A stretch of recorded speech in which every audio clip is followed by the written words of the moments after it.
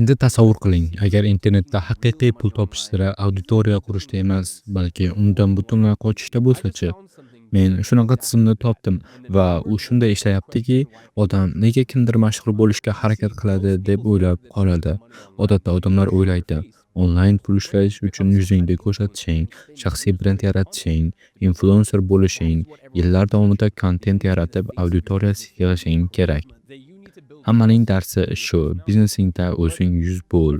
Senga xarizma kerak, ishonch, shaxsiyat orqali quriladi. Lekin agar men sizga bu teskari darsi deb aytsam-chi, agar eng muvaffaqiyatli raqamli bizneslar aslida asoschisi kimligi hech kim bilmaydigan bizneslar bo'lsa-chi, agar yuzsiz bo'lish afzallik bo'lsa-chi, men o'nlab ming dollar foyda olayotgan bizneslarni tahlil qildim. Ularning barchasida bitta umumiy narsa bor. Siz ularning orqasidagi odamni hech qachon ko'rmagansiz. Hech qanday yuz, shaxsiy brend, ijtimoiy tarmoqlarda mashhurlik yo'q. Faqat muammoni hal qiladigan mahsulot bor. Bugungi videoda men avval oyiga 41 ming dollar ishlab topayotgan bu biznesni tahlil qilaman. Siz ularni qanday qilib bu daromadni hech kim ularning tanimagan holda qilishayotganini ko'rasiz. Keyin sizga yana bir nechta shunday bizneslarni ko'rsataman. Ular ham yuzsiz, lekin jiddiy darajada pul topishyapti.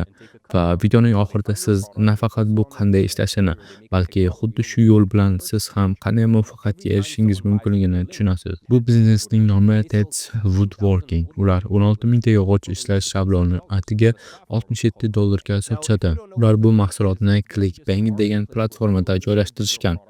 Agar Clickbank haqida bilmasangiz, bu joyda odamlar o'z raqamli mahsulotlarini joylashadi va boshqa odamlar ularni sotib foiz olishadi. Ya'ni affiliatlar o'z auditoriyasiga ega. YouTube'da, Instagram'da, email ro'yxatlarida va ular shu auditoriyaga mos mahsulot topib sotib foiz olishadi. Ted's Woodworking aynan shuni qildi. Ular qimmatli mahsulot yaratdi, 16 mingta yog'och ishlash loyihalari va uni reklama qilishni boshqalarga topshirdi. Shunday qilib ular o'z auditoriyasini yaratmadi, faqat boshqalarning mavjud auditoriyasini foydalandi. Natija ajoyib. Bu sayt bir paytlarda oyiga 200-300 mingta tashrif olayotgan, har bir tashrif boshqa bloger, YouTube'chilar, email orqali reklama qiluvchilar tomonidan kelgan. Ular Ted's Woodworkingni reklama qilib, har bir sotuvdan komissiya olishgan. Endi sonlarga qaraylik. 250 ming tashrif. Agar shundan faqat 1% odam sotib olsa ham, bu 2500 ta sotuv. Har bir sotuv 67 dollardan jami 167 ming dollar oyiga. To'liq versiyasini men Telegram kanalga joyladim. Bu joyda nutqning eng kuchli, yurakka kiradigan qismini eshitasan. Agar hayotingizda biroz ilhom, biroz kuch kerak bo'lsa, albatta kirib ko'ring. Havla pastda Telegramda seni kutaman.